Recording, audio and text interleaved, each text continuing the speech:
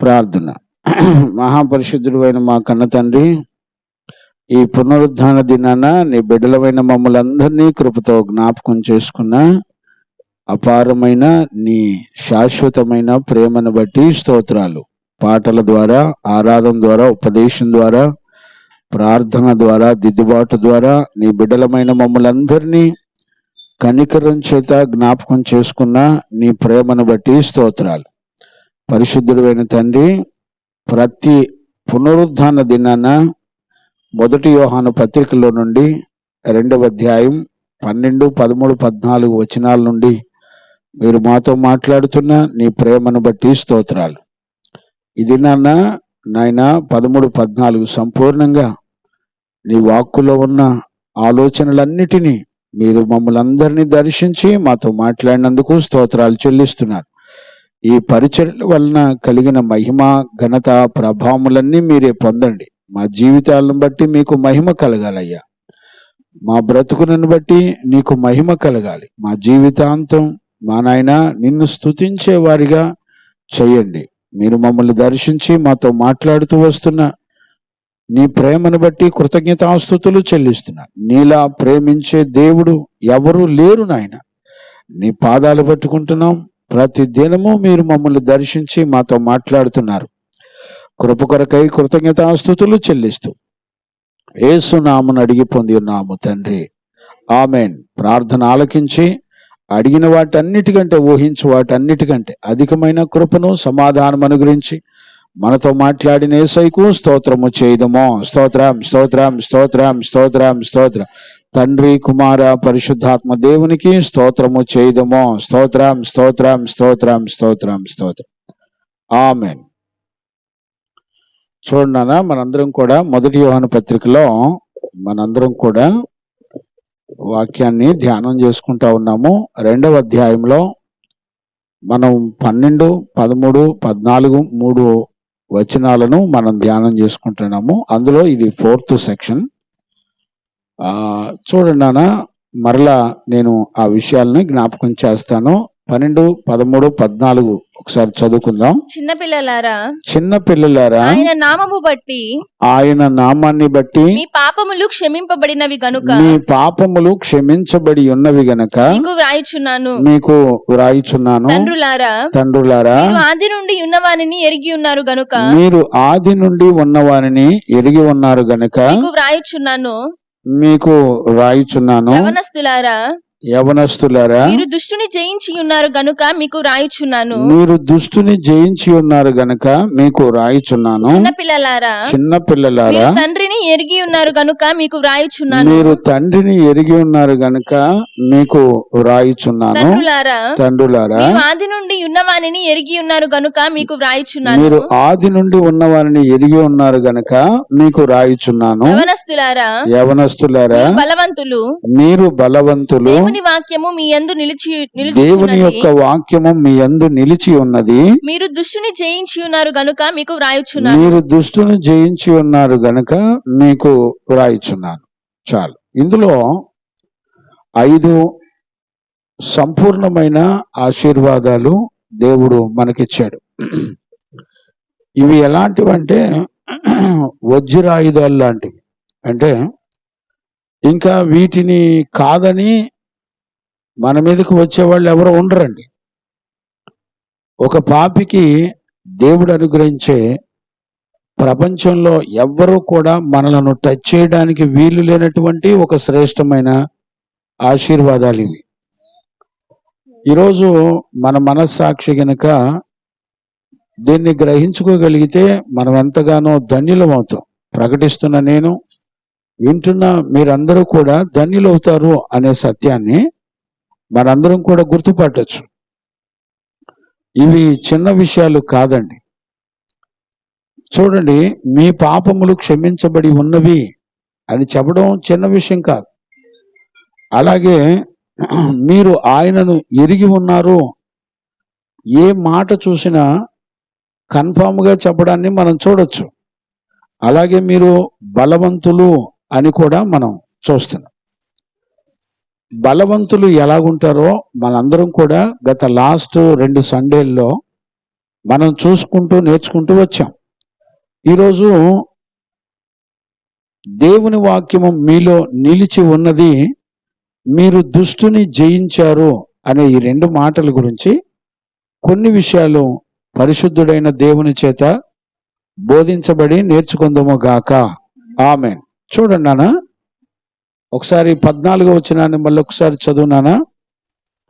14వ వచనాన్ని మళ్ళీ. చిన్నపిల్లలారా, చిన్న పిల్లలారా, మీరు తండ్రిని ఎరిగి ఉన్నారు గనుక చూడండి, మీరు ఆల్రెడీ తండ్రిని ఎరిగి ఉన్నారు గనుక మీకు వ్రాయుచున్నాను. అగైన్ మరలా మీకు రాస్తున్నాను నేను. తండ్రులారా, మీరు ఆది నుండి ఉన్నవానిని ఎరిగి ఉన్నారు గనుక చూడండి. మీకు వ్రాయుచున్నాను. ఆది నుండి ఎరిగి ఉన్న వారిని మీరు ఎరుగున్నారు గనక నేను రాస్తున్నాను. యవనస్తులారా, ఆ మీరు బలవంతులు, చూడండి, యవనస్తులారా మీరు బలవంతులు. మీరు దుష్టుని దేవుని వాక్యము మీ యందు నిలుచుచున్నది. ఇప్పుడు చూడండి, బలవంతులైన వారిలో దేవుని యొక్క వాక్యం నిలిచి ఉంటదట.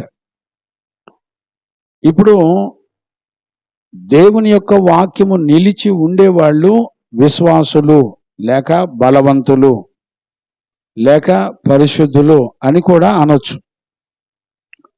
ఇప్పుడు మనం ఎలా గుర్తుపడతాం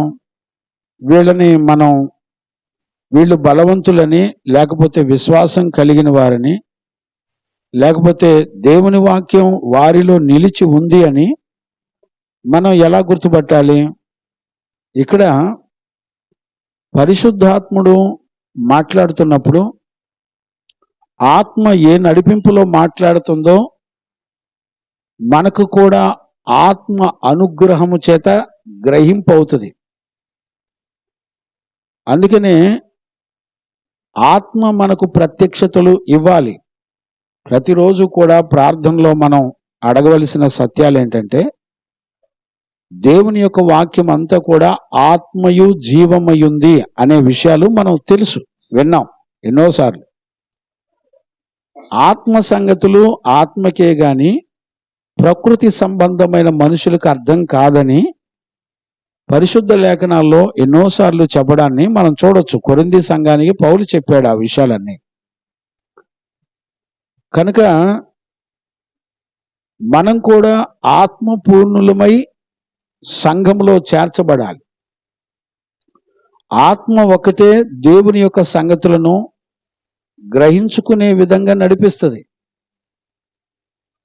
ఈ సంవత్సరంలో పరిశుద్ధాత్మను గురించి కూడా ఎక్కువ ప్రకటనలు ఉంటాయని మీరు ఖచ్చితంగా జ్ఞాపకం ఉంచుకోండి.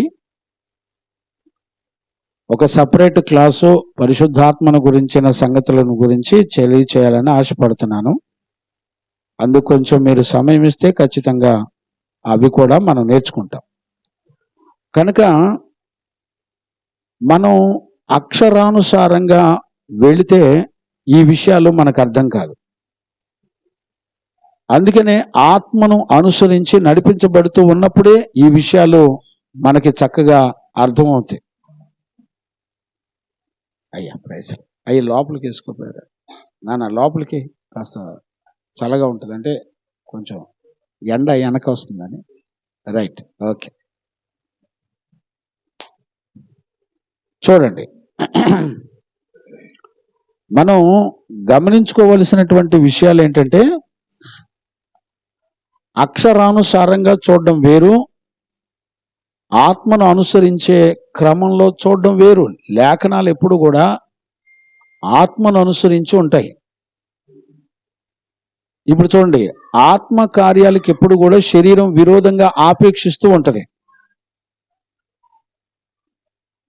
ఆత్మ సహాయం ద్వారా మాత్రమే పరసంబంధమైన దేవుని కార్యాలను మనం గ్రహించగలుగుతాం, గుర్తుపట్టగలుగుతాం. ఆత్మ మనకు సహాయం చేయకపోతే గ్రహించుకోవడం చాలా కష్టమైపోతుంది.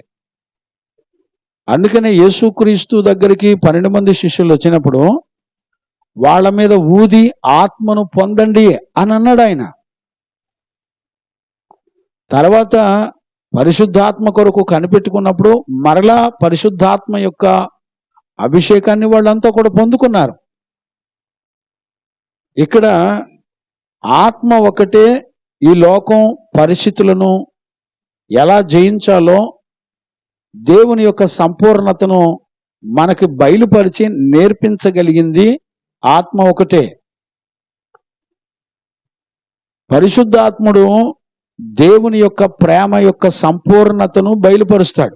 ఇప్పుడు ఇందులో మనం చూడవలసింది ఏంటంటే, అద్భుతమైన ప్రత్యక్షత ఏంటంటే, దేవుని ప్రేమను మనం చూడాలి.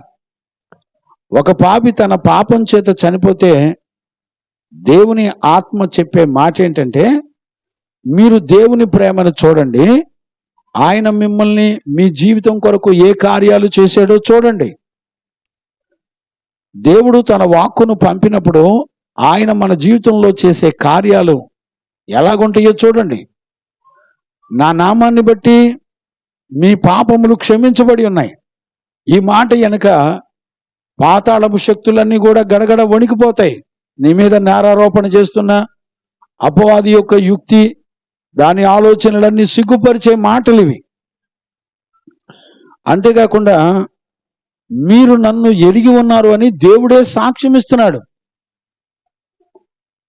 చూడండి, మనం దేవుని ఎరిగిన పిల్లలను అపవాది ముట్టడం అసంభవం అని దేవుని యొక్క వాక్యం చెప్తుంది. ఇంకా మీరు బలవంతులు అవుతారు అంటలా, మీరు బలవంతులు కన్ఫామ్ గా చెప్తుంది.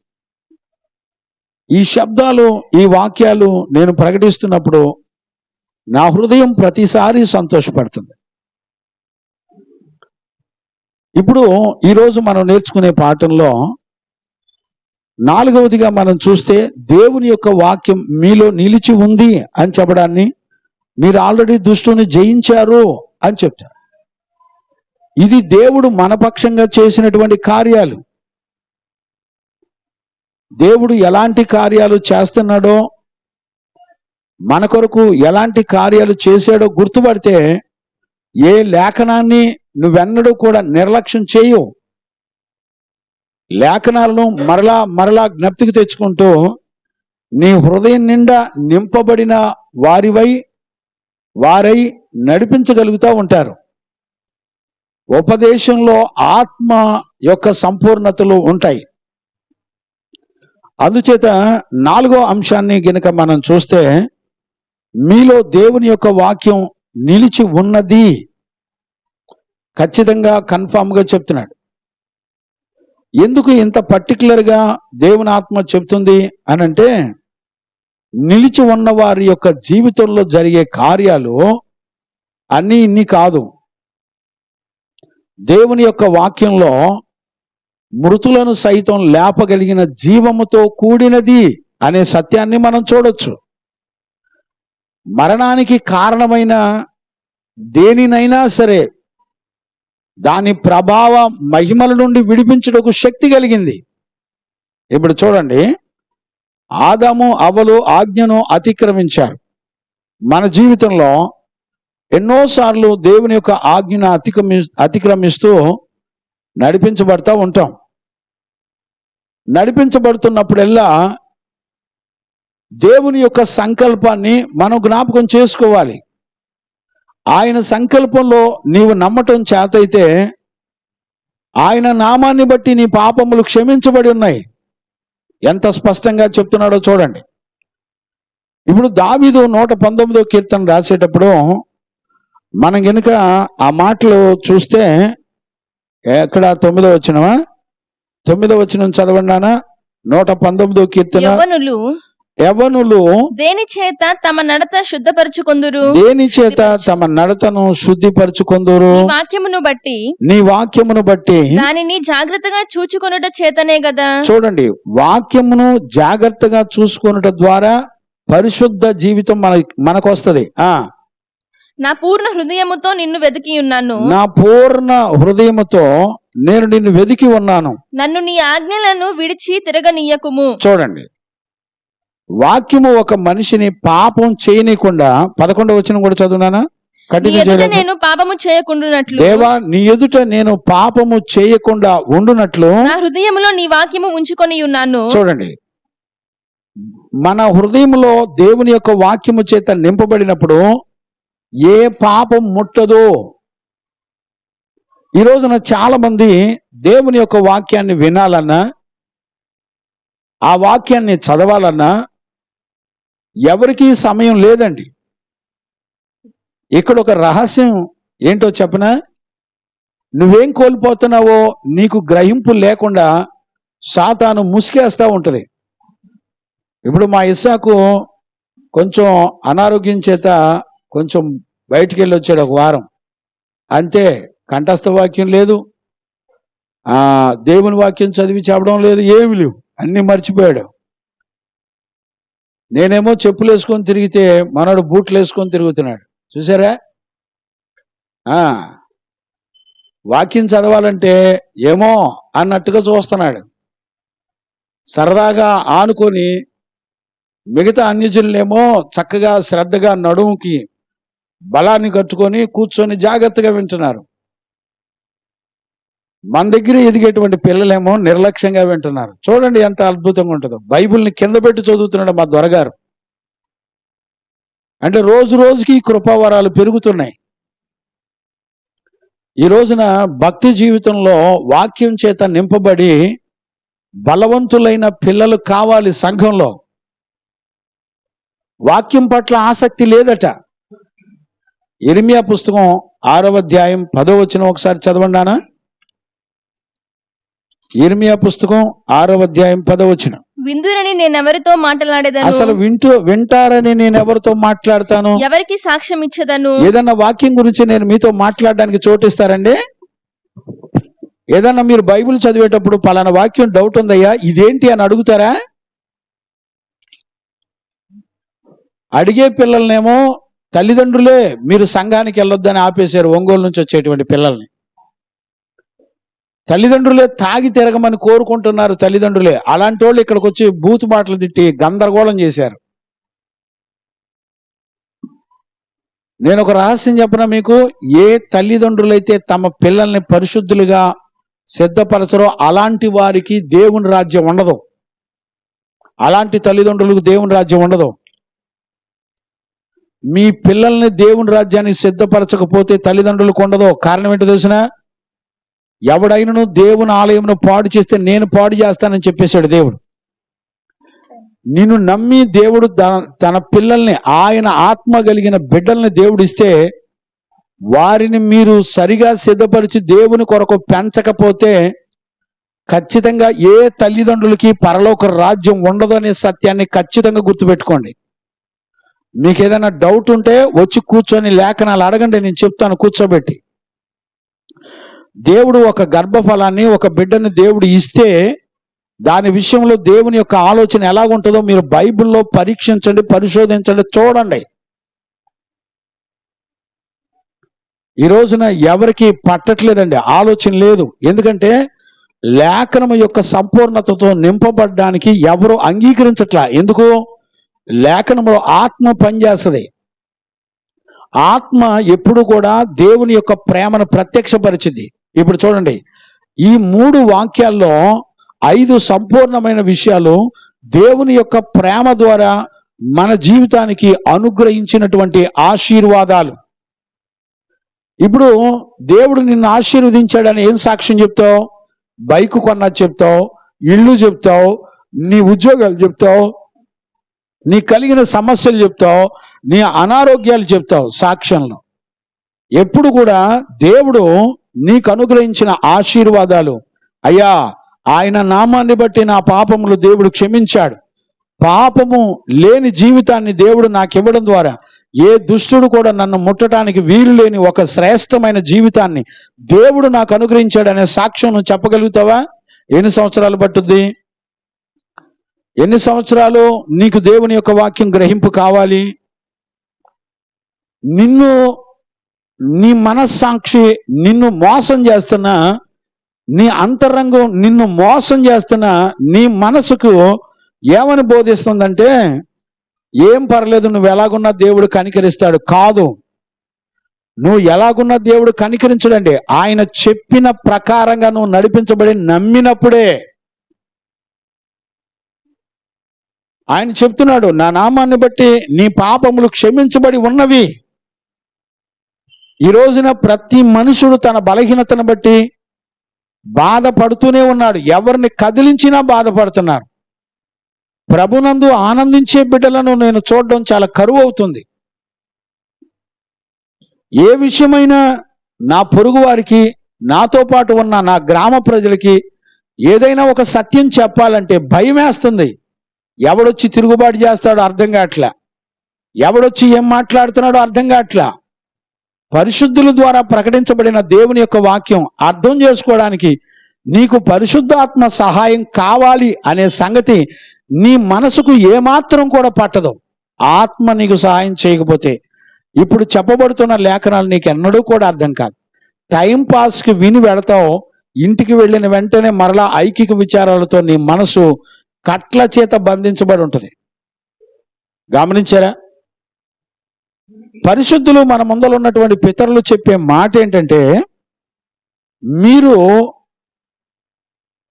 దేవుని ఎరిగొన్నారు గనుక దేవుని యొక్క వాక్యం మీలో నిలిచి ఉంది అని చెప్తున్నాడు. ఎందుకు నిలిచి ఉంది అంటే, ఒక్క పాపం కూడా నిన్ను ముట్టడానికి వీలు లేని ఒక శ్రేష్టమైన ఆశీర్వాదం నీకు దేవుడు ఇస్తున్నాడు అని నువ్వు గుర్తుపడితే టైం దొరికినప్పుడల్లా ఖచ్చితంగా నువ్వు బైబిల్ చదువుతూ ఉంటావు. టైం దొరికినప్పుడల్లా దేవుని ఒక్క వాక్యాన్ని ధ్యానం చేస్తూ ఉంటావు. దేవుడు నన్ను దర్శించకపోతే, ఆయన వాక్యం చేత నా హృదయం నింపబడకపోతే, లోకంలో ఉన్న పాప బలహీనతలు అన్నీ నా దగ్గరికి వచ్చి నన్ను శోధిస్తాయి అనే విషయాన్ని నమ్మేవాళ్ళు ఎవరు లేరు. ఈ రోజున ఏమనుకుంటున్నారంటే చాలా మంది, నేను బైబిల్ చదవకపోయినా, వాక్యం వినకపోయినా నా మనసు మంచిది, నేను దేవుని రాజ్యంలో ఉంటానని అనుకుంటున్నారు. నేనేమంటానంటే, ఒక పాపాన్ని, మరణాన్ని, నాశనాన్ని దాన్ని జయించాలంటే నీ హృదయం వాక్యం చేత నింపబడాలి అని దేవుని యొక్క వాక్యం చెప్తుంది. చూడండి, ఒక మత్తయి సువార్త 28 అధ్యాయాలు సంపూర్ణంగా మనం ధ్యానం చేయగలుగుతామండి. మార్కు సువార్త 16 అధ్యాయాలు ఎన్నిసార్లు చదువుంటాం చెప్పండి? ఇక్కడ నిన్ను పాపం, నిన్ను బలహీనతలు, లోక సంబంధమైన ఆశలు నిన్ను, నీ కుటుంబాన్ని, నీ పిల్లల్ని ఎందుకు పట్టుకుంటాయో నీ మనసుకు అర్థం కాదు. ఎందుకని? నీ హృదయంలో వాక్యాన్ని నింపుకుంటే ఆ వాక్యము ఆత్మ సంగతులు ఏంటో చెప్తుంది, దేవుని సంగతులు ఏంటో బయలుపరుస్తుంది. ఆయన పరిశుద్ధుడై ఉన్నట్టుగా నువ్వు కూడా పరిశుద్ధుడివై ఉండాలని తండ్రి నీ పట్ల ఆయనకున్న సంకల్పం నీకు బయలుపరచబడుతుంది. ఆత్మ నీకు దేవుని సంగతుల అన్నిటినీ చక్కగా బయలుపరిచి ఆయన ప్రేమలో ఉన్న సర్వసంపూర్ణత నీకు తెలియచేస్తూ ఉంటుంది. ఈరోజు ఆత్మను పక్కన పెట్టి శరీర సంబంధమైన భోగేచ్ఛల ద్వారా సంఘములో నువ్వు నడిపించబడుతూ, చూడండి, సంఘానికి వెళ్ళే పిల్లలు ఎంత అందంగా అలంకరించుకొని, ఎవరిని మోసం చేయడానికి? లిఫ్ట్కి లేందే నువ్వు మందిరానికి వెళ్ళవు. నువ్వు సోకులేసుకుందే, పట్టు చీర కట్టి పూలమాలలు ఇంత పొడుగు పెట్టుకుందే వెళ్ళలేవు. ఇప్పుడు విషయం చెప్పనా, 40 రోజులు రెంట్ డేస్ అని పూలు పెట్టుకోరు కొంతమంది. బా, ఎలాంటి భక్తి నేర్చుకుంటున్నారో, ఎవరి దగ్గర ట్రైనింగ్ అయ్యావు నానా? నీ మనస్సాక్షి నీ మీద నేరారోపణ మోపటల్లా? నీ మనస్సాక్షి తప్పును గ్రహించనీయకుండా పాడైపోయింది. ఎన్నో సంవత్సరాలు నీ మనస్సాక్షికి, వాక్యానికి భిన్నమైన వాటిని గురించి మాట్లాడుతున్నప్పుడు నీ మనస్సాక్షి పాడైపోయింది. నీ మనస్సాక్షిలో ఏ భీతి, భయం లేదు. అదేమనంటే దేవుడు నిన్ను కనికరిస్తాడు. నీ రక్త మాంసాలు బలిపీఠం మీద పెట్టబడి కాల్చబడి బూడిదిగా మార్చబడాలి. అలాంటి దేహాలు ఏ సంఘంలో ఉంటాయో దాన్ని దేవుని చిత్తానుసారమైన సేవ అక్కడ జరిగిద్ది. సంఘం నిండా ఎచ్చులు, సోకులు, ఘనతలు, గొప్పలు, ఏంటో తెలుసా, నా పిల్లలంటే ఏంటో తెలిసినా, మా ఓళ్ళంటే ఏంటో తెలిసినా, జాగ్రత్త, పిచ్చి వేషాలు వేయమాకండి. ఆకాశమందు చూస్తున్న దేవుడు మనలను గమనిస్తూ ఉంటాడు, చూస్తూ ఉంటాడు. తగ్గువాటి యందు మనసు ఉంచాలి. ఎన్ని సంవత్సరాలు నిన్ను నువ్వు మోసం చేసుకుంటావు? దేవుడేమనడు అనుకుంటున్నావా? ప్రతి వానికి వాని క్రియల చొప్పున దేవుడు ఖచ్చితంగా జీతాన్ని సిద్ధపరుస్తాడు. భయపడవా? నీ నీ చెవులకు సమ్మగా ఉన్న దుర్బోధకుల దగ్గరికి వెళ్ళి ఎంతకాలం కూర్చుంటావు?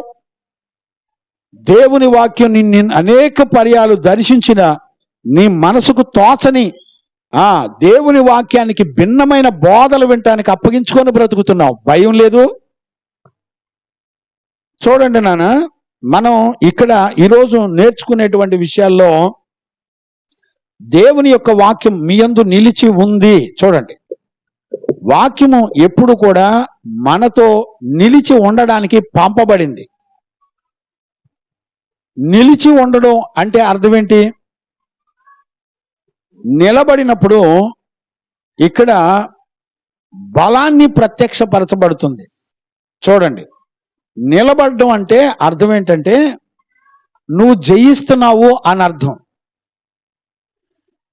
నీ జీవితంలో జయ జీవితం కూడా నిలబడినప్పుడు, అంటే ఏ వాక్యాన్ని అయితే నువ్వు విన్నావో ఆది నుండి ఆ వాక్యాన్ని నమ్మినప్పుడు, ఆ వాక్యం యొక్క జీవితం నీలో స్థిరంగా ఉన్నప్పుడు, అది నీకు ఈ భూమండలం మీద శారీరకంగాను ఆత్మీయంగాను అన్ని పరిస్థితుల్లో నిన్ను జయ జీవితంలో నడిపిస్తుంది.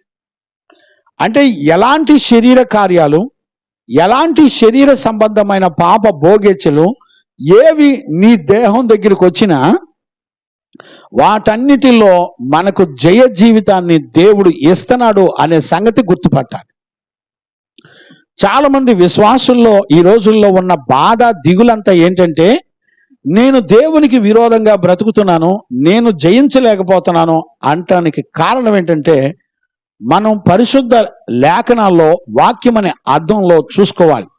చూడండి, నేను మీకు ఒక విషయాన్ని జ్ఞాపకం చేస్తాను. ఇక్కడే మొదటి యోహాను పత్రికలో 1వ అధ్యాయము మనము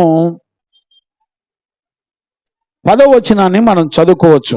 మనము పాపము చేయలేదని చెప్పుకొనిన ఎడల, ఇప్పుడు చూడండి, మనము పాపము చేయలేదని చెప్పుకొనిన ఎడల ఆయనను అబద్ధికునిగా చేయువారమగుదుము. చూడండి, ఆయనకు నీ పాపాన్ని చేయలేదు అంటానికి ఏం సంబంధం అండి? చూడండి, మనిషిలో ఉన్న ప్రతి పాప విషయంలో దేవుడు నీ కొరకు చేసిన ప్రతి కార్యాలు అడ్డుపడుతూ ఉంటాయి. నువ్వు తొలగిపోవడానికి కానీ, బలహీనపడడానికి కానీ, వెనకకు తిరగటానికి కానీ ఒక్క క్షణం కూడా నిన్ను ఎన్నడూ విడిచిపెట్టదు దేవుని ప్రేమ. దీని వెనక దేవుని యొక్క సంకల్పం, ఆయన ప్రేమ ప్రత్యక్షపరచబడుతుంది. చూడండి, మనము పాపము చేయలేదు అనే భాష నువ్వు వాడిన మరుక్షణమే నాకేం పర్వాలేదు, ఈరోజు వాక్యం వినకపోయినా, ఈరోజు వాక్యము చేత నింపబడకపోయినా, ఈరోజు వాక్యం గ్రహింపు కాకపోయినా పర్వాలేదు అనుకున్న రోజున నీ దేవుడైన యెహోవాను, నీ దేవుడైన యేసుక్రీస్తును నువ్వు వితిన్ సెకండ్లో అబద్ధీకునిగా చేస్తున్నావు. భయపడేవాళ్ళు లేరండి.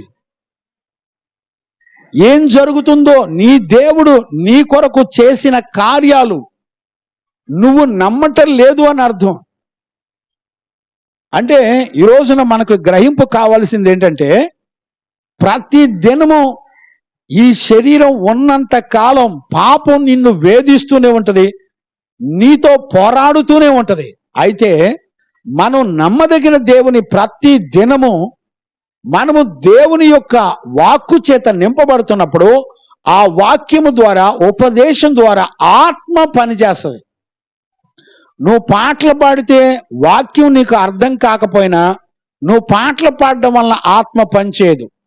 నువ్వు భాషలు మాట్లాడడం వల్ల ఆత్మ పనిచేయదు. ఇక్కడ మోసపరుచు ఆత్మ పనిచేస్తుంది. సత్యవాక్యము గ్రహింపు కాకుండా, ఆయన సంకల్పంలో ఉన్నటువంటి చిత్తం నీకు అర్థం కాకుండా నువ్వు ఆరాధన చేసినా, పాటలు పాడినా, నువ్వు ఏం చేసినా దేవునికి నీకు సంబంధాలు ఉండవు. పైగా దేవుని నువ్వు అబద్ధీకునిగా చేసే వ్యక్తిగా నువ్వు తయారవుతావు. మళ్ళీ చదువునానా 10వ వచనాన్ని, మనము పాపము చేయలేదని చెప్పుకొనిన ఎడల ఆయనను అబద్ధీకునిగా చేయవారమగుదుము.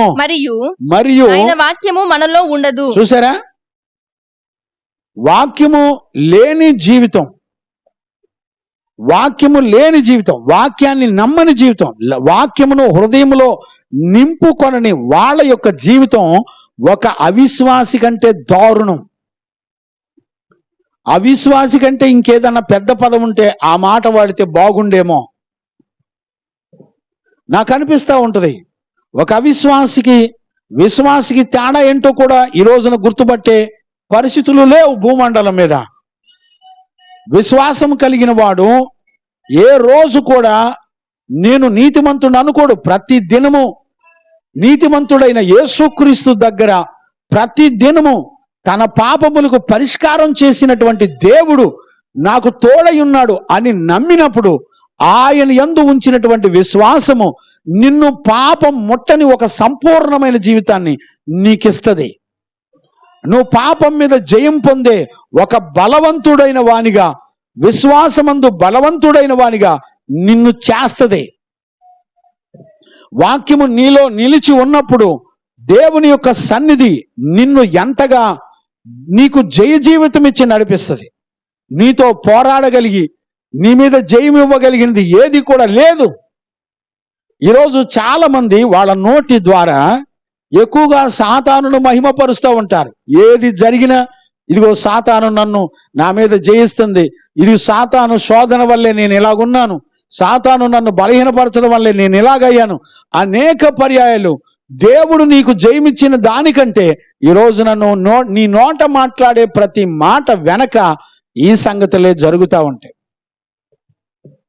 గమనించారా?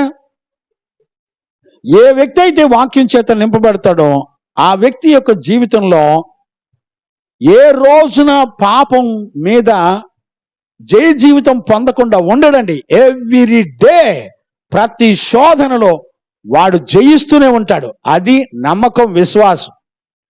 ఈ రోజున కొద్ది రోజులు నమ్మానండి, కొద్ది రోజులు నేను నమ్మనండి, నా ఇష్టం అని వాళ్ళకు తోచిన బ్రతుకుతూ శపించబడి రోజు రోజుకి వాళ్ళ పాపం యొక్క జీతం పెంచుకునే వాళ్ళు ఎంతమంది లేరు? వీళ్ళు దేవుని సంగతులు ఎరిగిన వాళ్లే. ప్రతి క్షణం నీ పాపంలో బలహీనతలో నువ్వు నడుస్తున్నప్పుడల్లా నీ సృష్టికర్త అయిన నీ దేవుని అబద్ధికునిగా చేస్తున్నావు. వాక్యం నీలో నిలిచి ఉండదు. ఆలోచిస్తున్నారండి? భయం ఉందంటారా? పరిశుద్ధులు దైవజనులు ఎంత ప్రసవ వేదనతో దుఃఖంతో ఒకసారి నువ్వు చదివి నువ్వు ఎవరికైనా వాక్యం చెప్పు చూద్దాం. ఏం చెప్తావు చూసుకో ఒకసారి. ఆత్మ యొక్క ప్రత్యక్షత లేని స్థితిలో నీ జీవితం నీకు అద్దంలా కనబడుతున్నా నిన్ను నువ్వు మోసపరుచుకుంటూ నీ జీవితంలో వాక్యానికి ఏమాత్రం విలువ లేకుండా. అందుకని ఇర్మియా పుస్తకంలో 6:10 ఆ మాటే చదివింది. మళ్ళొకసారి చదువునానా, బిడ్డలు వింటారు. 6:10 చదువునానా.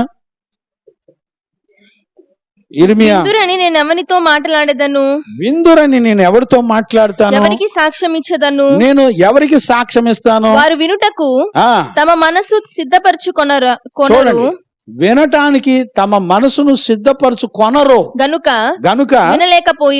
వినలేరు. ఇదిగో వారు యెహోవా వాక్యమందు సంతోషము లేని వారై. గమనించారా? దేవుని వాక్య విషయాల్లో ఏమాత్రం సంతోషం ఉండదు. ఎందుకని? వాక్యము నీ ఆశలకు అడ్డుపడుతుంది, వాక్యము నీ కోరికలకు అడ్డుపడుతుంది, వాక్యము శరీర సంబంధమైన వాంఛలకు అడ్డుపడతా ఉంటది, నీ ఇష్టానికి అడ్డుపడతా ఉంటది. ఈ రోజున నీ ఇష్టాన్ని చంపి దేవుని యొక్క చిత్తము ద్వారా రాబోయే భయంకరమైన నరకాగ్ని గుండం నుండి నువ్వు తప్పించుకోవడానికి సిద్ధపడకపోతే వాక్యము నిన్ను సిద్ధపరుస్తుంది అనే సత్యాన్ని గుర్తుపట్టండి. వాక్యము ఎవరిని దైవజనుడు అని చెప్తుంది చూసారు ఎప్పుడన్నా? ఒక వాక్యం ఆత్మను రక్షించడానికి ఒక సేవకుడిని దేవుని యొక్క వాక్యం ఎలా సిద్ధపరిచిందో చూసారా? బైబిల్ చదవరు. ఎవడు పడితే ఆడు నేను సంఘ కాపరిని, నేను వాక్యం చెప్తాను, నేను ఫోటోలు వేసుకుంటాను, నేను వీడియోలు పెట్టుకుంటాను, నేనంటే ఎవడో తెలిసిన సంఘానికి నేను ఏంటంట ఈ మినిస్ట్రీ ఫౌండర్ని, నేనెవరినో తెలిసిన రెవరెండ్ని, నేనెవరో తెలిసిన బీటీహెచ్ టీటీహెచ్ చేసినోడిని. ఒళ్ళు దగ్గర పెట్టుకోండి, పిచ్చి వేషాలు వేయమాకండి. ఎక్కడికి వెళుతున్నావో చూసుకో, ఎక్కడికి నడిపించబడుతున్నావో. దేవుడు ఒక దైవజనుడిని నియమించినప్పుడు ఎవరిని నియమించాడో చూడండి బైబిల్లో. సంఘ కాపరిగా దేవుడు స్త్రీలను నిలబెట్టాడా, పురుషులను నిలబెట్టాడా? మినిమం జ్ఞానం లేదు, వాక్యం యొక్క గ్రహింపు నీకు అర్థం కాదు. సంఘాల్లో యెజబెలు స్త్రీలను ఉండనిచ్చేవని తీర్పు రోజున 7 సంఘాలకు తీర్పు తీర్చే రోజున యోహానుకు దేవుడు ప్రత్యక్షపరిచి, దానికి అసలు మారు మనసే లేదు, తన సేవకుని కూర్చోబెట్టి వాక్యం చెప్పుద్దని రాశాడు. ఈ వాక్యం చెప్పాల్సి వస్తే ఏం చెప్తారు సంఘంలో?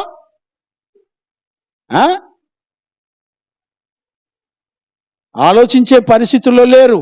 సరి చేసుకోండి.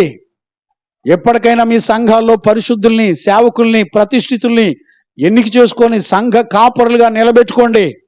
ఉద్యోగాలు చేసేవాడు కాపరి కాదు. బైబిల్లో ఎక్కడ చెప్పబడలా రిటైర్డ్ అయిపోయి వయసు అంతా అయిపోయిన తర్వాత నేను సంఘాన్ని నడిపిస్తానని పింఛన్ డబ్బులతో బతుకుతూ సేవ చేస్తే వాడు సేవకుడు కాదు. నిన్ను మోసం చేస్తారు, గుర్తుపెట్టుకోండి. దేవుని రాజ్యానికి సేవకుడు సిద్ధపరచాలంటే విశ్వాసమందు సిద్ధపరచాలి.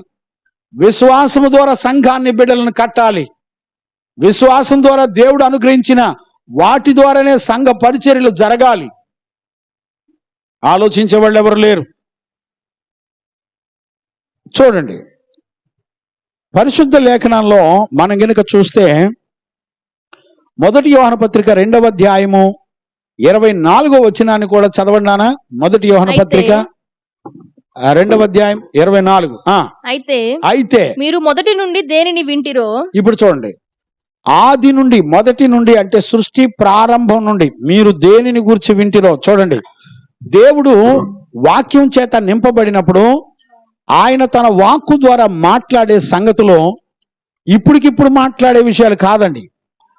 ఎన్నో మన పితరులతో దేవుడు మాట్లాడిన ఆ సంగతులు నేటికిని భూమి ఆకాశాలు గతించిపోయే వరకు ఒక్క పొల్లు సున్నా కూడా పోనటువంటి దేవుని యొక్క లేఖనాలు మన పితరులతో ఆది కాలంలో మాట్లాడిన సంగతులే నేటికిని అవే విషయాలు బోధిస్తూ ఉంటాడు. ఆ రోజున ఒక పద్ధతి, ఈ రోజున ఒక పద్ధతి. ఆ రోజున అపోస్తులకు ఒక పద్ధతి, ఈ రోజున మనకొక పద్ధతి నేర్పేటువంటి దేవుడు కాదు అనే సత్యాన్ని ఖచ్చితంగా మనం గుర్తుపట్టాలి. యోహానుకు దేవుడు ప్రత్యక్షపరిచిన సంగతుల్లో చెప్తున్నాడు, ఆది నుండి మీరు ఏది వింటిరో. ఈ విషయాలన్నీ గత కాలంలో మనం నేర్చుకున్నాం. కంటిన్యూ చేయనా? మీలో నిలువనీయుడి. చూడండి, అది మీలో నిలబడాలి. విన్నది విన్నట్టుగా ఆ లేఖనం ప్రకారం నువ్వు నిలబడాలి.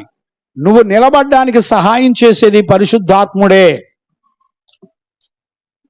గమనించారా? ఆత్మ ఒక్కటే నీకు దేవుని యొక్క సర్వసంపూర్ణతను గ్రహింపునివ్వగలిగేది. కంటిన్యూ చేయనా? అది మీలో నిలువనీయుడి. అది మీలో నిలవనివ్వండి. మీరు మొదటి నుండి వినినది మీలో నిలిచిన ఎడల మీరు కూడా కుమారుని యందును తండ్రి యందును నిలుతురు. చూసారా? మీరు వాక్యమందు నిలబడితే తండ్రి యందును, పరిశుద్ధాత్మ యందును, కుమారుని యందును అంటే త్రిత్వమై ఉన్న దేవుని యందు మీరు నిలబడి ఉంటారు. ఏమండి? తండ్రి కాలం, కుమారుని కాలం, పరిశుద్ధాత్మ కాలం, 3 కాలాల్లో నిన్ను ఎన్నడూ కూడా బలహీనపరచనివ్వకుండా 3 కాలాలలో జయ జీవితం చేసినటువంటి సర్వసంపూర్ణుడైనటువంటి దేవుని ఆత్మ, తండ్రి భూత భవిష్యత్తు వర్తమాన కాలాల్లో జరగబోయే విషయాలన్నీ కూడా సంపూర్ణంగా ఎరిగినటువంటి తండ్రి, కుమారుడు, పరిశుద్ధాత్మ ఈ రోజున మనల్ని ప్రభు రాకడకు సిద్ధపరిచే ఆత్మ నిన్ను ఎన్నడూ కూడా దుష్టుణ్ణి ముట్టనివ్వకుండా నిన్ను స్థిరపరిచి కాపాడబడేటువంటి దేవాది దేవుని యొక్క వాక్యము నీలో నిలబడాలి. చూడండి, వాక్యము నీకు అర్థమైతే త్రిత్వమై ఉన్న దేవుని యొక్క సంపూర్ణత నీలో నిలబడుతుంది. ఆయన దేవుడుగా నీలో ఉంటాడు. ఈ రోజున గమనించారా? అంటే వాక్యమును నువ్వు ఎప్పుడైతే నమ్ముతావో దేవుని ఆత్మ నిన్ను నిలబెడతది అనే సత్యాన్ని సంపూర్ణంగా గుర్తుపట్టాలి. చూడండి, కంటిన్యూ చేయనా? మీరు కుమారుని యందును తండ్రి యందును నిలుతురు, నిత్య జీవము అనుగ్రహింతుననున్నదియే ఆయన తానే మనకు చేసిన వాగ్దానం. ఇప్పుడు చూడండి, వాక్యమందు నిలబడినప్పుడు వాగ్దానం ద్వారా నీకు నిత్య జీవం అనుగ్రహింపబడుతుంది. What a miracle! ఏమండి, ఒక పాపి గురించి దేవుడు మాట్లాడేటప్పుడు నా వాక్యం చేత నువ్వు నింపబడినప్పుడు నీకు నిత్య జీవం కొరకు దేవుడు నీకు ఏ వాగ్దానం చేశాడో ఆ వాగ్దానాన్ని నీ జీవితంలో నెరవేర్చి నీ ఆత్మకు నిత్య జీవాన్ని ఇస్తున్నాడండి. ఏమండి, వాగ్దానం చేయబడిన ఆత్మ ద్వారా నీకు నిత్య జీవాన్ని ఇస్తున్నాడు. ఎన్నడైనా గుర్తుపట్టారా? ఆదిమ అపోస్తులు యేసుక్రీస్తు దగ్గర నేర్చుకున్న ఈ సువార్త అంతా ఇన్ని కోట్ల మంది ప్రజలకు ప్రకటించబడ్డానికి గల కారణాలు ఏంటి అంటే వాళ్ళు వాగ్దానం చేయబడిన ఆత్మ కొరకు కనిపెట్టుకున్నప్పుడు దేవుడు వాళ్ళకు అనుగ్రహించిన అదే వాగ్దానం చేయబడిన ఆత్మను మనకు అనుగ్రహించబడుతుంది అనే సత్యాన్ని ఈ రోజున పరిశుద్ధ లేఖనాల ద్వారా మనం చూస్తున్నాం. ఆ వాగ్దానము నిత్య జీవం కొరకు నీకు అనుగ్రహించిన వాగ్దానాన్ని దేవుని యొక్క ఆత్మ నీలో ఉండి నిన్ను సిద్ధపరుస్తూ ఉంటుంది. ఆత్మ నిన్ను కడతా ఉంటుంది. మనం ఎఫెసీ పత్రిక 2:22 కనుక మనం చూస్తే, ఎఫెసీ పత్రిక 2వ అధ్యాయం 22వ వచనం చదువున్నారు. ఆయనలో మీరు కూడా ఆత్మ మూలముగా, చూడండి, యేసుక్రీస్తులో తండ్రిలో ఆత్మ మూలముగా దేవునికి నివాస స్థలమై ఉండుటకు కట్టబడుచున్నారు. దేవుని ఆత్మ మీలో ఉండి కన్స్ట్రక్షన్ చేస్తా ఉంటది. గమనించారా? ఈ వాగ్దానం చేయబడిన ఆ అభిషేకమును దేవుడు నీకు నీ జీవితంలో నిత్య జీవం కొరకు అనుగ్రహిస్తాడు. ఎంత శ్రేష్టమైన భాగ్యం! నన్ను అడిగితే ఈ శబ్దాలు వింటున్న మన జీవితానికి దేవుడు ఎంత ప్రేమిస్తున్నాడో నాకు అర్థమవుతుంది. ఈ భూమండలం మీద ఆయన పిల్లలకు విరోధంగా ఏది నిలబడడానికి వీలులేని జయ జీవితాన్ని, వీలులేని బలాన్ని, వీలులేని ఆశీర్వాదాన్ని ఆయనే నీలో నివాసం ఉండి తన కొరకు నిన్ను నిత్య జీవం కొరకు కట్టుకుంటున్నాడంటే ఈ వాగ్దానం చేయబడిన మాట ఇచ్చిన దేవుడు నమ్మదగిన వాడు కాదా అని నేను అడుగుతున్నాను. నమ్మదగిన దేవుని యొక్క వాక్యము నువ్వెందుకు నమ్మలేకపోతున్నావు నాకు అర్థం కావట్లేదు. వాక్యం చేత నీ హృదయాన్ని ఎందుకు నింపుకోలేకపోతున్నావు నాకు అర్థం కావట్లేదు. దేవుని యొక్క వాక్యం కొరకు ఎంత వేగిరి పడుతూ 7:30 కంటే 8ంటికి వస్తున్నారు. నేను ఎవరితో ఏం మాట్లాడను? 7:30కి వస్తే 2 పాటలు పాడి, నేను పాడేదే 2-3 పాటలు. ఏమండి, ఎన్ని సంవత్సరాలు మిమ్మల్ని మీరు నిర్లక్ష్యం చేత మోసపరుచుకుంటారు? నేను ఎవరికి చెప్పాలి? వాక్యమందు సంతోషం లేనప్పుడు నేను ఎవరికి చెప్పాలి? ఏ వాక్యం మీకు అర్థం కావట్లేదు? మీకు అర్థం కాంది నేనేం బోధిస్తున్నాను? మీకు గ్రహింపు లేకుండా నేనేం ప్రకటన చేస్తున్నాను? ప్రతి వచనం వెంబడి వచనం, ప్రతి లేఖనం, ప్రతి గ్రంథం కంప్లీట్ చేసి ప్రభు యొక్క ప్రతి ఆలోచనలో ఉన్న సంపూర్ణతను చెప్పడానికి ఎంత ప్రసవేదన పడితే ఈ మాటలు వస్తాయండి? ఉత్తి పుణ్యానికి వచ్చి కూర్చుంటాయా? దేవునికి మహిమ కలుగును గాక. Praise the lord. చూడండి నాన్న, నేను మరొక మాట నేను జ్ఞాపకం చేస్తాను. 2వ యోహాను పత్రికలో చదవండి నాన్న, 6వ వచనం 9వ వచనం కూడా చదవండి.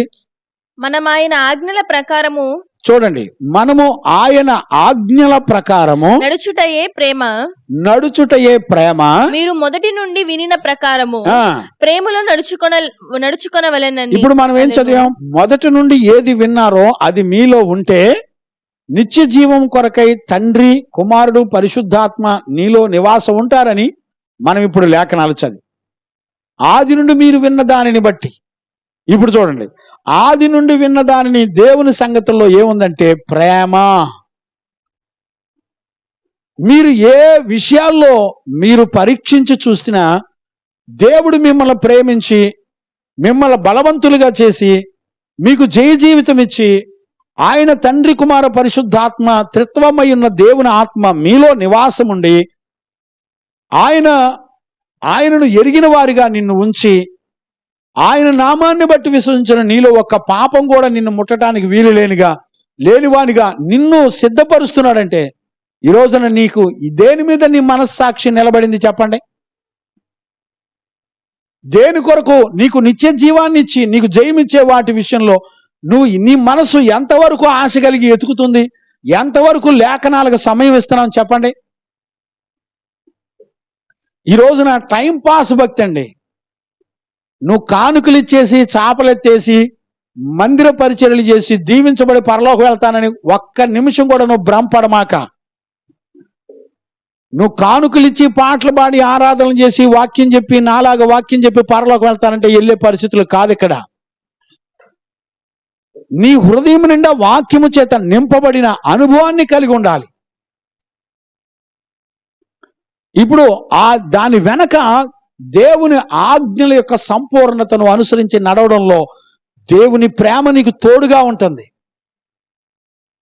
ఆయన ప్రేమను ఎన్నడూ బలహీనుడు కాకుండా ప్రతి దినము నేనేమంటానంటే రోజుకి 2-3 గంటలు ఆయన దగ్గర కూర్చొని విచారిస్తుంటేనండి ఆయన ప్రేమ నిన్ను ఎక్కడా బలహీనుడు కానికుండా ప్రతి దినము నూతన బలమిచ్చి నూతన జయ జీవితం ఇచ్చి నిన్ను నడిపిస్తుంది వాక్యం.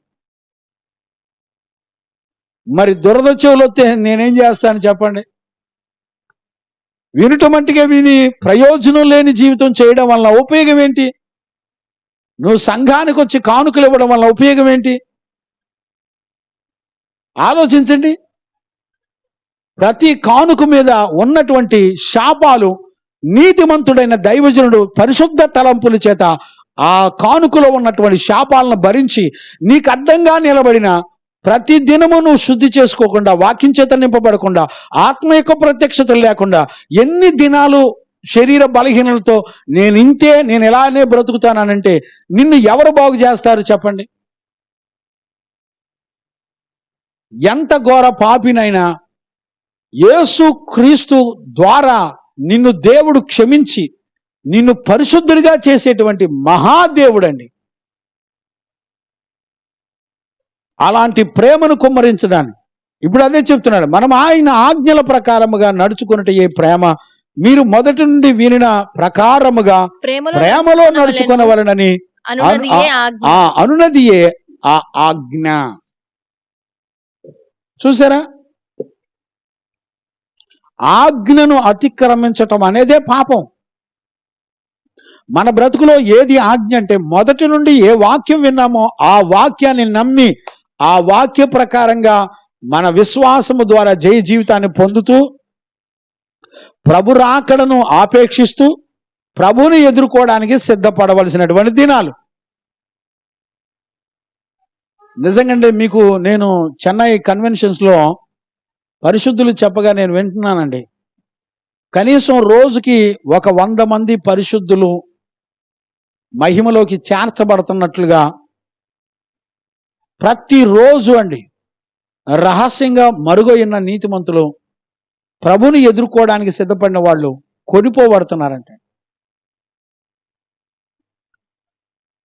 ఈ నెలలో మనకి ఇక్కడ విజయవాడలో సేవ చేస్తున్న టీపీఎం సంఘ కాపరి డానియల్ పాస్టర్ గారు నాకు బాగా తెలుసు.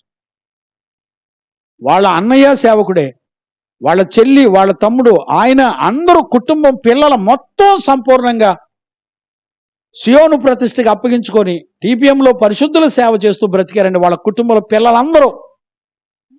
అందులో రెండవ ఆయన అన్నయ్య కంటే ముందుగా మహిమలోకి వెళ్ళిపోయాడండి.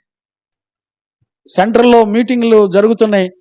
ఆ పరిచర్లు అక్కడ రూమ్స్ అన్ని చెక్ చేయడానికి వెళ్ళి తిరుగుతూ ఉన్నాడు. రూమ్స్ అన్ని ఎలా ఉన్నాయి, శుభ్రంగా ఉన్నాయా లేదా, అవన్నీ పనిచేస్తున్నాయి లేదా చెక్ చేస్తూ ఉన్నాడు. మెట్లు దిగుతూ ఉండగానే కొంచెం నొప్పిగా అనిపించింది, వాంతులైని ఒళ్ళంతా చల్లబడిపోయింది. అంతే బెడ్ మీద పడుకున్నాడు. చక్కగా తన ప్రయాణాన్ని యాత్రను ముగించుకొని వెళ్ళిపోయాడండి.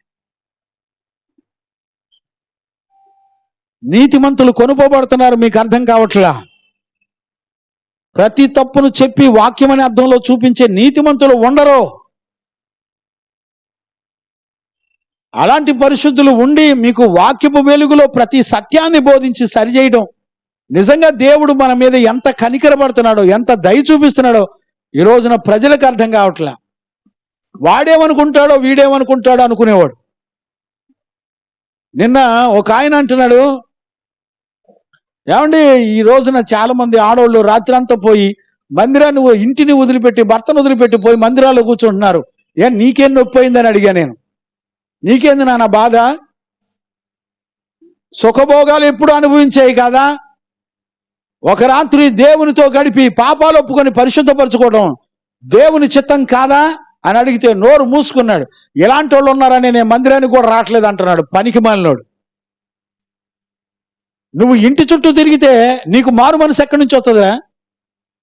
బుద్ధి లేనోడా, ఎంతకాలం నిన్ను నువ్వు మోసం చేసుకుంటావని అడిగా. అంటున్నాడు. ఏం చెప్తావు చెప్పండి? ఆడు ఎవడో ప్రార్థనకి వెళ్తే నీకేంటి బాధ? రాత్రంతా దేవుని సన్నిధిలో గడిపి పరిశుద్ధపరుచుకొని వాళ్ళు దేవుని పాదాలు పట్టుకొని గడపడానికి ఒక చిన్న ప్రార్థన చేస్తే నీ ఇంటి పక్కన చిన్న ఎవడన్నా మొరపెడితే అర్ధరాత్రి ఊరుకుంటారండి? దేవుని సన్నిధిలో దిద్దుబాటు చేసుకుంటే ఊరుకుంటారండి? మాకు గోలగా ఉంది, మాకేంటి డిస్టర్బెన్స్ అని పోట్లాడేవాళ్ళు ఎంతమంది లేరు? సిగ్గుపడుతున్నానండి క్రైస్తవులని పేరు చెప్పుకొని బాగా సుఖభోగాల మధ్య తిని సుఖపడుతూ కనీసం దేవుని సన్నిధిలో ఒక రాత్రి అంతా గడిపి దిద్దుబాటు చేసుకునే వారిని కూడా దిద్దుబాటు చేసుకోనికుండా నిందలేస్తూ మాటలు మాట్లాడుతూ బ్రతికే పిల్లలు బొచ్చిన మంది ఉన్నారు. ఇదే సందులో ఉన్నారండి. నేను చెప్తున్నాను అలాంటి వాళ్ళకి, బుద్ధి లేనోడా బుద్ధి తెచ్చుకో. అలాంటి పరిశుద్ధుల జోలికి, దిద్దుబాటు చేసుకున్న దేవుని పిల్లల జోలికి వెళ్ళారో దేవుడు ఊరుకోడు. జాగ్రత్తగా ఉండండి. లోకం నుండి వేరై, శరీర కార్యాల నుండి వేరై పరిశుద్ధపరుచుకొని పాపాలు ఒప్పుకొని రాత్రంతా గోజాడి ఆయన పాదాలు పట్టుకునే బిడ్డలు ఎంత ధన్యులో. అలాంటి వారిని చూస్తున్నప్పుడు నా హృదయం ఉప్పొంగుతూ ఉంటుంది. ఈ రోజున మిమ్మల్ని పిలిస్తే వస్తారండి? మన సంఘ పిల్లలైనా వస్తారా? రారు. పరిశుద్ధ లేఖనం చెప్తుంది దేవుని వాక్యము చేత నింపబడాలి. 9వ వచనం కూడా చదువునానా? 2వ యోహాను పత్రిక. క్రీస్తు బోధయందు చూడండి, క్రీస్తు బోధయందు నిలిచి ఉండక దానిని విడిచిపెట్టి ముందుకు సాగు ప్రతి వాడును దేవుని అంగీకరింపని వాడు ఆ బోధయందు నిలిచి ఉండువాడు తండ్రిని కుమారుని అంగీకరించువాడు ఎవడైనను ఈ బోధను తేక వచ్చిన ఎడల వానిని మీ ఇంట చేర్చుకొనవద్దు, వారిని మీ ఇంట చేర్చుకొనవద్దు. శుభమని వానితో చెప్పనువద్దు, శుభమని వానితో చెప్పువాడు వాని దుష్ట క్రియలలో పాలివాడగును. అర్థమైందండి? అసలు ఈ వాక్యాలు అర్థమవుతాయా? క్రీస్తు యొక్క బోధలో, దేవుని యొక్క వాక్యంలో నువ్వు నిలిచి ఉండకపోతే నీకు వందనాలు చెప్పినా, నీకు సెకండ్ ఇచ్చినా నీ పాపంలో పాలి పంపులు అవుతారట. నీకు తండ్రితోను కుమారునితోను పరిశుద్ధులైన దేవునితోను పరిశుద్ధులతో నీతిమంతులతో సహవాసం ఉండదు. ఎన్ని సంవత్సరాలకు అర్థమవుతుంది లేఖనాలు? వాక్యం చేత నింపబడి ఆత్మ చేత నడిపించబడకపోతే నువ్వు వందనాలు చెప్పినా, సెకండ్లు ఇచ్చినా, వారితో కలిసి తిరిగినా వారి పాపంలో నీకు పాలు పంపులు అవుతావు. భయం ఉందండి నీకు? ప్రతి దినము దేవుడు నిన్ను ఏ విధంగా దర్శిస్తున్నాడో, ఏ విషయాల కొరకు నీతో మాట్లాడుతున్నాడో ప్రతి మాటను నువ్వు విని అర్థం చేసుకొని, అయ్యా ఈ వాక్య ప్రకారంగా నేను బ్రతకాలి, అలాగ నన్ను సిద్ధపరచు, అలాగూ నా ప్రత్యక్షతలు నాకు ఇవ్వండి, పరిశుద్ధాత్ముడా నన్ను నడిపించు. ఈ రోజున సత్యవాక్యాన్ని గ్రహించే ఆత్మ నీకు ఇచ్చేది ఆత్మే, సత్యాన్ని గ్రహించే శక్తి నీకు ఇచ్చేది ఆత్మే. ఈ రోజున నడిపించబడుతున్నారండి ఇలాగా. వాక్యం గ్రహించకపోతే ఇతరుల పాపంలో నువ్వు పాలి పంపులు పొందుతావు. నీ దరిద్రం నీకు చాలక మళ్ళీ ఇతరుల పాపాల్లో కూడా పాలి పంపులు పొందుతావు. భయపడుతున్నారండి? భయం ఉందా? వాక్యానుసారమైన సంఘాలేనా? వాక్యానుసారమైన సేవలేనా? ఆలోచించుకునే వాళ్ళు ఎవరు లేరు. చూడండి, యోహాను సువార్తలో 8వ అధ్యాయం 31వ వచనాన్ని చదువుకుందాం. యోహాను సువార్త 8వ అధ్యాయం. కాబట్టి యేసు తనను నమ్మిన యూదులతో, మీరు నా వాక్యమందు నిలిచిన వారైతే నిజముగా నాకు శిష్యులయుండి సత్యమును గ్రహించెదరు. చూడండి, ఒక మనిషిని దేవుని యొక్క వాక్యములో నిలిచి ఉంటే శిష్యులు అవుతారంటండి. ఈ రోజున దేవునికి నీ పిల్లలు నువ్వు శిష్యులుగా ఎందుకు లేవు? దేవుడు ఒక దైవజనుడికి ఏ జీవితం ఇచ్చాడు తెలిసిన? నువ్వు వెళ్ళి అనేకుల్ని శిష్యులుగా చెయ్యండి, శిష్యుల్నిగా చెయ్యాలి, శిష్యుల్ని తయారు చేయాలి బాల్యదినం నుండే. వాక్యం నిలుచుంటే నువ్వు దేవునికి శిష్యుడైపోతావండి. ఈ రోజున దేవునికి సంఘం అందరూ కూడా యాజక సమూహం రాయబడింది.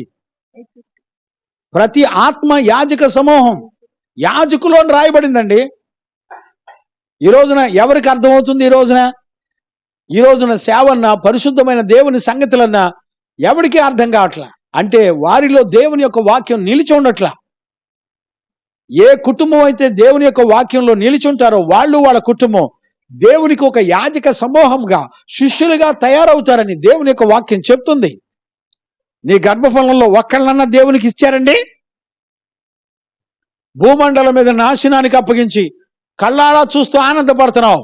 నీ పిల్లల్ని సంపూర్ణుల్ని చేయకపోతే నీ జీవితంలో ఎన్నడూ కూడా పరలోక రాజ్యం ఉండదు. తల్లిదండ్రులకి పరిశుద్ధ లేఖనాల్లో చాలా సంగతులు ఉన్నాయి, చూడగలిగిన వాళ్ళు చూడొచ్చు. చదువునానా యోహాను సువార్త 15వ అధ్యాయం 7వ వచనం కూడా చదవన్నానా? ఆయనలో నిలిచి ఉండి అంటు కట్టబడి నా యందు మీరును మీ యందు నా మాటలను నిలిచి మీ యందు నా మాటలు నిలిచి ఉండాలి. చూడండి, ఎక్కడ రెఫరెన్స్ మాట్లాడినా నా యందు, నా మాటల యందు మీరు నిలిచి ఉండాలి. చూడండి, దేవుడు ఏ క్షణంలో నిన్ను నన్ను చూసినా ఆ క్షణంలో లోకంలో ఉన్న ప్రతి పాపాన్ని జయించే, నీకు బలమునిచ్చే విశ్వాస సంబంధమైన ప్రతి వాక్యము చేత అనుదినము నువ్వు నడిపించబడాలి. ఏ క్షణం చూసినా నీ జీవితంలో వాక్యము చేత నింపబడి వాక్య ప్రకారంగా నీ జీవితాన్ని నడిపించుకోవాలి. నీ మనస్సాక్షి చెప్పట్లా? వాక్యానుసారంగా నువ్వు నిలబడ్డావు లేదో, వాక్యం నీకు గ్రహింపైందో లేదో మన మనస్సాక్షి చెప్పట్లా? వేదన పడుతున్నారండి సేవకులు. వాక్యాన్ని నమ్మే పిల్లలు కనపడతల్లా. ఆవుల్లో ఉంటున్నారు, బర్రెల్లో ఉంటున్నారు, అటు లోకంలో ఉంటున్నారు, ఇటు పూర్తిగా దేవుని సన్నిధిలో ఉండట్లా, అటు పూర్తిగా లోకంలో ఉండట్లా, నులువెచ్చగా ఉంటున్నారు. దేవుని చేత ఉమ్మి వేయబడే జీవితం తప్ప ఒక్కటి కనపడతల్లా. మొదటి యోహాను పత్రిక చెప్తున్నప్పుడు దగ్గర 20 గంటలు, ఇప్పుడు ఇంచుమించుగా 20 గంటలు టాపిక్ ఇవ్వడం జరిగింది. 2వ అధ్యాయం ఇంకా కంప్లీట్ అవ్వాల. ఏమండి, మీరు ధ్యానం చేస్తున్నారండి? దేవుని యొక్క వాక్యాన్ని గనుక మీరు ధ్యానం చేసుకుని హృదయంలో వాక్యం చేత నింపబడితే మీరు ఎలాగుంటారు తెలిసిన? ప్రతి విషయంలో దేవుడు జయ జీవితం ఇస్తాడు. దేవునికి మహిమ కలుగును గాక.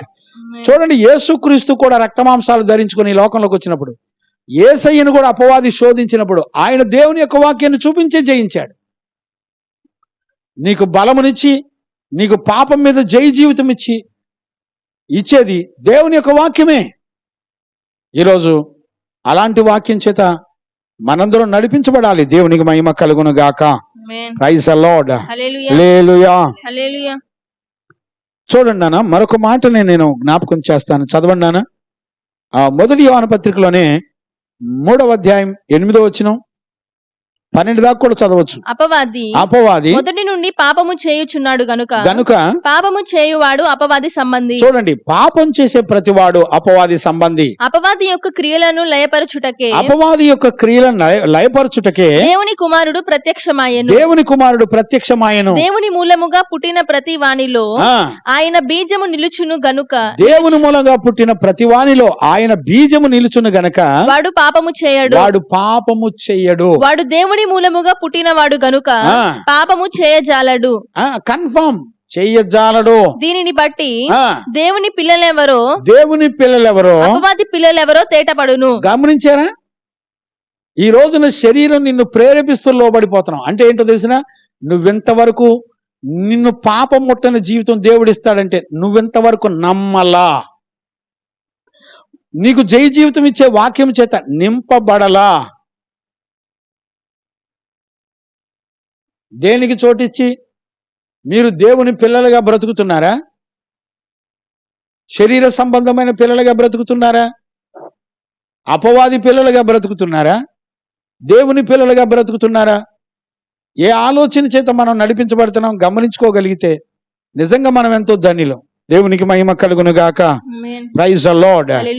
చూడండి, మీరు చదువుకోండి, మొదటి యోహాను పత్రిక 5, 18, 19, 20 వచనాలు కూడా మీరు తర్వాత చదువుకోండి. చూడండి నాన్న, కొలస్సీ పత్రికలో చూడండి యేసుక్రీస్తు ఎలాంటి జయ జీవితం మనకు అనుగ్రహించాడు, ఎలాగా ఆయన జయ జీవితాన్ని నీకు నాకు ఇచ్చాడో చూడండి. కొలస్సీ పత్రికలో నేను ఈ కొలస్సీ పత్రిక చెప్పినప్పుడు దగ్గర 48 గంటల పైన చెప్పాను. ఈ కొలస్సీ పత్రిక ఉదయకాలం సెక్షన్లో చూసేవాళ్ళు ఎవరుంటారు, వినేవాళ్ళు ఎవరుంటారు? చదవండి. కొలస్సీ పత్రిక 2వ అధ్యాయం 15వ వచనం నుంచి చదువునానా. మరియు అపరాధముల వలనను శరీరమందు సున్నతి పొందక యుండుట వలనను మీరు మృతులై ఉండగా దేవుడు వ్రాత రూపకమైన ఆజ్ఞల వలన మన మీద రుణముగాను మనకు విరోధముగాను నుండిన పత్రమును మేకులతో సిలువకు కొట్టి, గమనించారా? మేకులతో సిలువకు కొట్టి దాని మీద చేవ్రాతను తుడిచివేసి మనకు అడ్డము లేకుండా దానిని ఎత్తివేసి మన అపరాధములన్నిటిని క్షమించి ఆయనతో కూడా మిమ్మును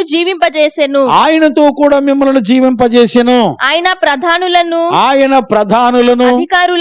అధికారులను నిరాధారులుగా చేసి సిలువ చేత జయోత్సవముతో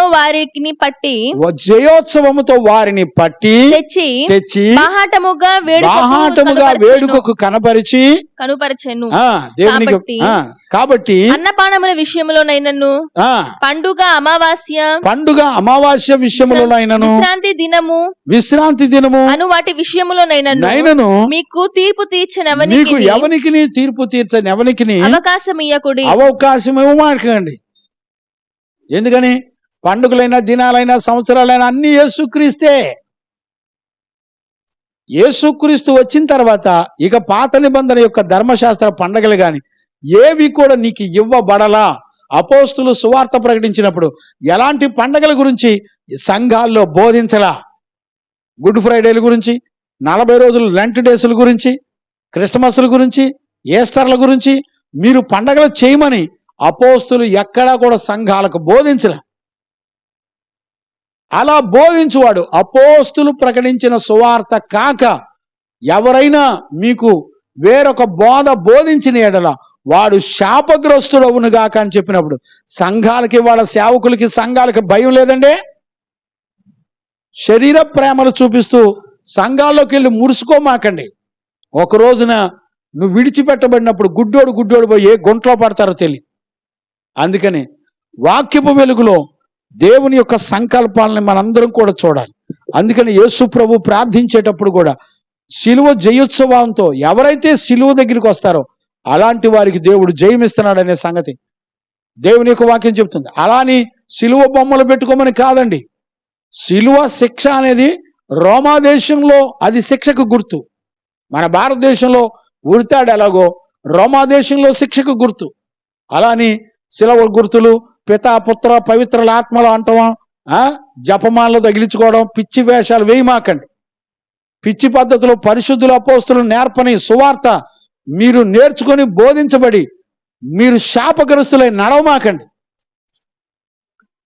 నేను నిన్న ఒక దైవజనుడిని చూశానండి. ఇక్కడే మన గొల్లపూడి పాస్టర్లే, పేరు చెప్పనులే, అనుదినము దేవునితో అని చెప్పి ఎవడో ఒక సినిమా యాక్టరు ఆడు యేసు ప్రభులాగా అలంకరించుకుంటే ఆడు ఫోటో పెట్టుకొని, ఆడి ఫోటో ఎదురుగా పెట్టుకొని, ఈడు ఫోటోలు పెట్టుకొని నుంచొని ఇట్ట ఏలు పెట్టి చూపిస్తున్నారు. ఏంది నాయన నీకు ఈ కర్మ? ఏంది నీకు ఈ కర్మ? ఒక యాక్టర్ బొమ్మ నీకెందుకు? వాక్యం పెట్టదు అక్కడ. నీ మట్టి దేహం యొక్క ఫోటోలు ఎందుకు? వాక్యం పెట్టరదు. నీ మట్టి దేహం ఏమైనా మాట్లాడిద్దా? దానికి జీవం ఉంటుందా? వాక్యానికి జీవం ఉంటుంది. వాక్యంలో నీకు ఆత్మ యొక్క నడిపింపు ఉంటుంది. ఏం చెప్పమంటారు చెప్పండి? లోపాలు చిన్నవే, కానీ ప్రమాదం ఎంత గొప్పదో తెలియటల్లా. పులిసిన పిండి కొంచెమే, ముద్ద మొత్తం నాశనం చేస్తుంది. కనుక మనం యేసు ప్రభు ఏమన్నాడు? అయ్యా, నేను వీళ్ళ కొరకు ప్రార్థిస్తున్నప్పుడు దుష్టుడి నుండి విడిపించబడాలని నేను ప్రార్థన చేస్తున్నాను అంటాడు. చదవండి 17వ అధ్యాయం యోహాను సువార్త 17:15 నుంచి చదువునానా? నీవు లోకములో నుండి వారిని తీసుకొని పొమ్మని నేను ప్రార్థించుటలేదు గాని, లోకంలో నుండి వారిని తీసుకొని పొమ్మని నేను ప్రార్థించట్లేదు గాని దుష్టుని నుండి వారిని కాపాడుమని. ఇప్పుడు చూడండి, దుష్టుడి నుంచి వారిని కాపాడమని ప్రార్థించుచున్నాను. నేను లోక సంబంధిని కానట్టు. ఇప్పుడు చూడండి, దుష్టుడి నుంచి తప్పించమని కాపాడేది దేనికి అంటే, దుష్టుడి నుంచి తప్పించేది ఏంటి? వాక్యము, దేవుని యొక్క వాక్యము. నువ్వు నమ్మవలసింది దేవుని యొక్క వాక్యం. వాక్యాన్ని నమ్మకుండా ఆరాధనలేంటి, పాటలేంటి? ముందర దేవుడు కోరుకున్న జీవితం చెయ్యి ఫస్ట్, ఆ తర్వాత నువ్వు పాడు, ఆరాధించు, వాక్యం చెప్పు. అది అంగీకరించబడుతుంది. నీకు అన్నిటిలో జయ జీవితం ఇచ్చేది వాక్యమే. వాక్యంలో ఉన్న సంగతి చెప్తే తిట్టేవాళ్ళు ఎక్కువైపోయారు, గొనిగేవాళ్ళు ఎక్కువైపోయారు. మీరంటే నాకేమన్నా శత్రువులా ఏంటండి? కనుక మనం చూసుకున్నప్పుడు దేవుడు ఆయన యేసుక్రీస్తు గారు శరీరంలో రక్తమాంసాలు ధరించుకొని వచ్చినప్పుడు ఆయన ప్రార్థిస్తున్నటువంటి విషయాలు మనం చూస్తున్నప్పుడు ఏమర్థమవుతుంది? దుష్టుడి నుంచి నీకు జయమిచ్చేది దేవుని యొక్క వాక్యం. ఆ వాక్యమందు నువ్వు నిలబడాలని యేసుక్రీస్తు కూడా నీ కొరకు ప్రార్థన చేస్తున్నాడు. కంటిన్యూ చేయనా? నేను లోక సంబంధిని కానట్టు, నేను లోక సంబంధిని కానట్టుగా వారును లోక సంబంధులు కారు. ఇదిగో దేవుని పిల్లలు కూడా లోక సంబంధులు కాదు. ఏమండి, నా తోటి పిల్లలు, గొల్లపూడి సంఘంలో ఉన్న ప్రజలు, గొల్లపూడి సంఘాల్లో దైవజనులు, సేవకులు, వాళ్ళందరూ దేవుని పిల్లలేనండి. వాళ్ళందరూ లోక సంబంధులు కాకుండా దేవుని సంబంధులుగా ఎదగాలనే దైవజనుడిగా నేను బాధపడేది. అంతకంటే ఏముంటుందండి? వాళ్ళ మీద అసూయపడడానికి నాకేముంది? నాకే డిగ్రీలు కావాలి? ఏ మనుషులు పొగిడితే నాకు ఆనందపడతాను నేను? పేరు లేదు, కనీసం ఊరు లేదు, కనీసం ఏ పేరు లేకుండా బ్రతుకుతున్నానే. ఏ పాంప్లెట్లో ఏ పేరు లేదు, ఏ ఫోటోలు లేవు. ఏం ఆశించి నేను బ్రతుకుతున్నాను? నాలో ఏ లోపం ఉందని నా మీద నేరారోపణ మోపుతారు. దేవునికి మహిమ కలుగును గాక. అందుచేత దుష్టుడి నుండి కాపాడమని యేసు ప్రభు ప్రార్థన చేస్తున్నాడు. చదవన్నానా? యోహాను సువార్తలో 16:33 చదవండి. నేను ముగిస్తున్నాను, టైం అయింది. నా యందు మీకు సమాధానము కలుగునట్లు, నా యందు మీకు సమాధానం కలుగునట్లుగా ఈ మాటలు మీతో చెప్పుచున్నాను. ఈ మాటలన్నీ కూడా నేను మీతో చెప్తున్నాను. లోకములో మీకు శ్రమ కలుగును. ఇప్పుడు చూడండి, లోకంలో నీకు శ్రమ కలుగుతుంది, అయినను ధైర్యము తెచ్చుకోండి, నేను లోకమును జయించి ఉన్నాను. ఆమేన్. దేవునికి మహిమ కలుగును గాక. వాక్యం చేత నింపబడిన యేసుక్రీస్తు లోకాన్ని మొత్తాన్ని జయించాడండి. నా మాటలు మీలో నివసిస్తే మీకు వచ్చే ప్రతి శ్రమలు, నిందలు, వాటన్నిటిని కూడా జయ జీవితంలో నీకిచ్చి నడిపించడానికి దేవుడు శక్తిమంతుడు.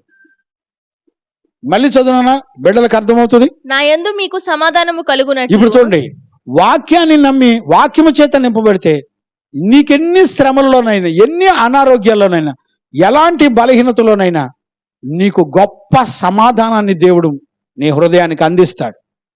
చదువున్నాను, మళ్ళీ ఒకసారి చదువు. నా యందు మీకు సమాధానము కలుగునట్లు, నా యందు మీకు సమాధానం కలుగునట్లుగా ఈ మాటలు మీతో ఈ చెప్పుచున్నాను. మాటలు నేను మీతో చెప్తున్నాను. లోకములో మీకు శ్రమ కలుగును, లోకమంతటిలో మీకు శ్రమలు కలుగుతాయి, అయినను ధైర్యము అయినను తెచ్చుకొనుడి. మీరు ధైర్యం తెచ్చుకోండి. నేను లోకమును జయించి ఉన్నాను. ఆమేన్. దేవునికి మహిమ కలుగును గాక. నేను లోకాన్ని జయించాను, నాతో పాటు మీరు కూడా జయిస్తారు. ఈ రోజున మనకు జయ జీవితాన్ని ఎన్ని సంపూర్ణ, నిజంగా అండి, ఈ 12, 13, 14 వచ్చిన వాళ్ళు ధ్యానం చేయడానికి నేనైతే ఒక పండగలాగా ఆనందపడుతున్నాను. నేను దేవుడు ఎంత ష్యూరిటీని దేవుడు మనకిచ్చాడు. నన్ను అడిగితే ప్రతిరోజు చదువుకుంటే ధన్యులు అనిపిస్తుంది, ప్రతిరోజు ధైర్యం తెచ్చుకుంటే ధన్యులు అనిపిస్తుంది, ప్రతిరోజు బలము నుండి జయ జీవితం పొందడానికి ఎంత చక్కటి దేవుడు మన కొరకు నిత్య జీవం ఉండడానికి వాగ్దానం చేయబడిన లేఖనాలండి ఇవి. ఈ రోజున వాక్యమందు లేఖనముల యందు ఆనందించే వాళ్ళు లేరు. పండగలకి, రికార్డ్ డ్యాన్సులకి, స్టారులకి, లైటింగ్లకి ఆనందపడే వాళ్ళు ఎక్కువ. మందిరాల్లో డెకరేషన్లు ఎందుకండి? వాక్యం అలంకరణ పెట్టండి. వాక్యం మనుషులతో మాట్లాడుతుంది కదా, చెప్పినా కూడా నీ మనసాక్షికి అర్థం కదా. నేర్చుకుంటే తప్పేం ఉందండి? వాక్యం మనిషితో మాట్లాడిద్దా? అలంకరణ మనిషితో మాట్లాడిద్దా? అలంకరణ మనిషిని మోసం చేస్తుంది. మొన్న ఇక్కడ వాక్యం చెప్పాలంటే బ్యాక్గ్రౌండ్ లో పెద్ద అలంకరణ కావాలి, పూల డెకరేషన్. పూల డెకరేషన్ లేదే వాక్యం చెప్పలేరు. ఎప్పుడు నేర్చుకుంటారు? ఎప్పుడు తెలుసుకుంటారు? ఎప్పుడు మారుతారు? కనుక ఈ అంత్య దినాల్లో ఒక దైవజనుడిగా నేను మీ పాదాలు పట్టుకుని బ్రతిమలాడుకుంటున్నాను. 5 ఆశీర్వాదాలు నాకు కావాలని. వాక్యం చేత నింపబడినప్పుడు 5 ఆశీర్వాదాలు నీకు అనుగ్రహించబడతాయి. ఆత్మచేత వాగ్దానం చేయబడిన ప్రతి వాగ్దానం నీ జీవితంలో నెరవేర్చబడుతుంది. అయ్యా, యోహానుకు నువ్వు ప్రత్యక్షపరిచావు. ఆ జీవితంలో కూడా ఈ ప్రత్యక్షత కలిగి నేను బ్రతకాలయ్యా. ఈ ఆశీర్వాదాల కొరకు ఇప్పటికీ 4 వారాలుగా మీరు మాతో మాట్లాడుతూ వస్తున్నారయ్యా. కృపనివ్వండి అని మనం విరిగి నలిగిన మనసుతో ప్రార్థన చేస్తే నిజంగా మనం ఎంత ధన్యులమో. మోకరించండి, ప్రార్థన చేసుకుందాం. స్తోత్రం, స్తోత్రం, స్తోత్రం, స్తోత్రం, స్తోత్రం, స్తోత్రం, స్తోత్రం, స్తోత్రం, స్తోత్రం చేద్దాం. ప్రార్థన చేద్దాం, ప్రార్థన చేద్దాం. మన గొట్టాలు తీసేసి బాక్స్ పెట్టు. ప్రార్థన చేద్దాం, ప్రార్థన చేద్దాం. ప్రభును బ్రతిమలాడుకుందాం. హల్లెలూయా, హల్లెలూయా. పరిశుద్ధుడా, పరిశుద్ధుడా, పరిశుద్ధుడా, ప్రేమ కలిగిన తండ్రి నీకు స్తోత్రం నాయన. నీతిమంతుడైన తండ్రి నీకు స్తోత్రం నాయన.